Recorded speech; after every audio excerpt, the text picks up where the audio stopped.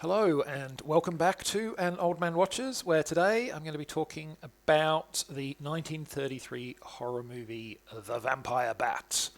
And when the villagers of Kleinschloss start dying of blood loss, the superstitious locals immediately think of vampires. The local police inspector, however, is a more sceptical sort of person. He is confident that the murderer is as human as he is, and he has no time for fairy tales or people coming back from the grave to turn into bats and drink blood. After the town meeting discussing this matter breaks up, the inspector goes to unwind and vent his frustrations with his girlfriend Ruth. Ruth shares a house with her aunt, Gussie, and also a lodger, Dr. von Niemann, a scientist who has been assisting with examining the exsanguinated bodies of this strange string of deaths. When the murders continue, the local suspicion falls on a peculiar young man with a love of bats. They form a lynch mob, pursuing the man until he plunges to his death in a canyon, which seems a rather unlikely fate for a vampire to suffer to me, what with the whole turning into bats thing. And sure enough, this mob justice does nothing to prevent further deaths. By now, even the police inspector is beginning to wonder if there is indeed a vampire at work. No other plausible explanation for the deaths seems to exist. Perhaps there is an entirely different, wholly unsuspected kind of monster at work in Kleinschloss. So The Vampire Bat comes to us from Majestic Pictures, a Poverty Row studio that was active from 1930 to 1935, at which point it was purchased, along with 5 other studios, by one Herbert J. Yates, who merged the 6 small organisations into one larger studio, Republic Pictures.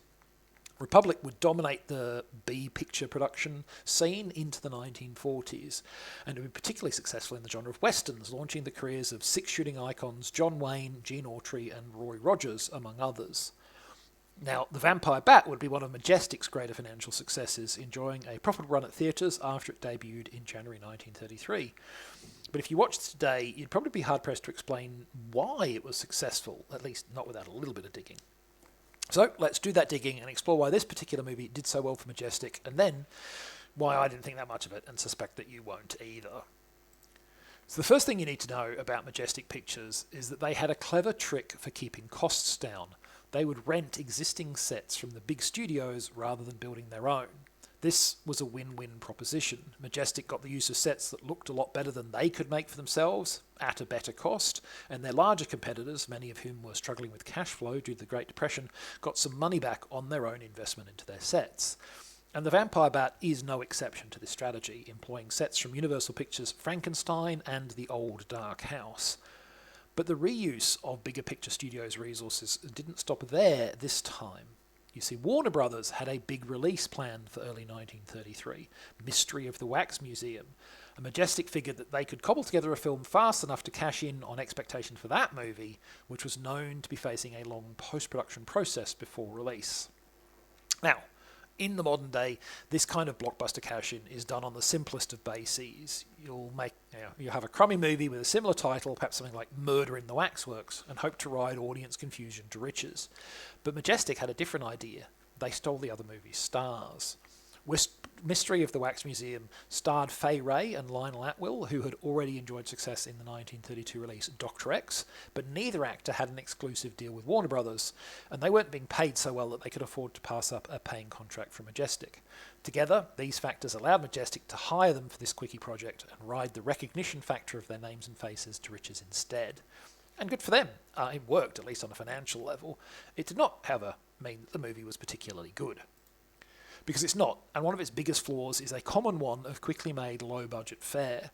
The production team have neither the time nor the money for complex, difficult-to-produce sequences, which means pretty much anything with special effects or action. The result is this is pretty much just 60 minutes of people talking to each other, because that kind of thing is cheap and easy to film. There's basically only 2 moments where anything happens, the chase sequence and the climax, and even there, things are filmed in as sparing a manner as possible. The chase, for instance, cuts between the accused man and the mob chasing him, creating a sense of urgency to the scene, but watch closely and you'll see that the hunters and the hunted are only on screen together at the very end.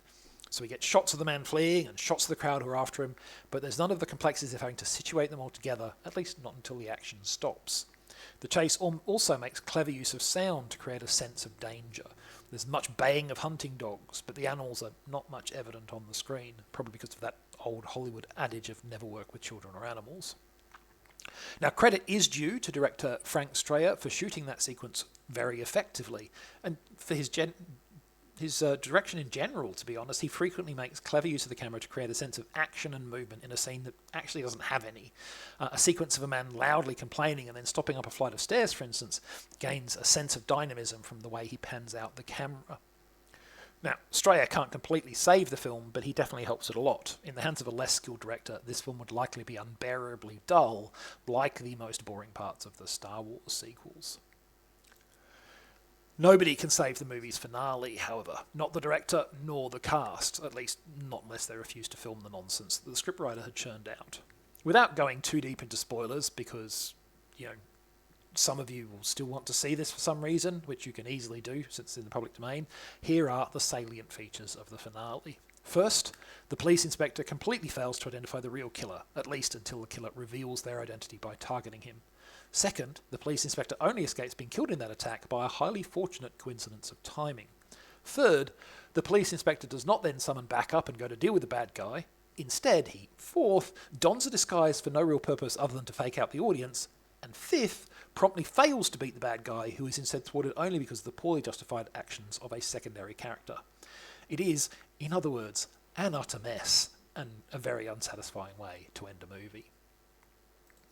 Next time, well, it's going to be Friday the 13th next week, and that can mean only one thing.